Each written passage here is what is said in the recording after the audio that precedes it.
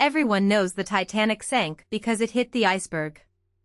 But here's what nobody talks about. The ship should have missed it entirely. A single 30-second difference, and one different order from First Officer Murdoch, would have saved everyone on board. When the lookout rang that bell, the iceberg was roughly 370 meters ahead. At 22 knots, that gave the bridge about 40 seconds to react. Murdoch did what any trained officer would do. He ordered hard a starboard and reversed the engines. But the Titanic wasn't a car. There was a delay of up to 30 seconds just to turn the tiller. The ship began to turn, but not fast enough. The iceberg scraped along the side, ripping open 5 compartments. Now, the counterfactual that changes everything.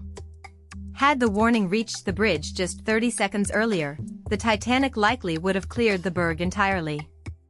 No collision. No sinking.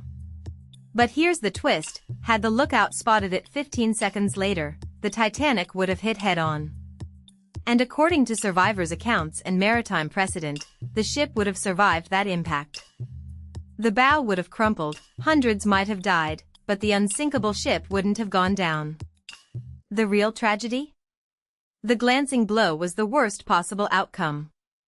A direct hit would have saved more lives than the near miss that never came.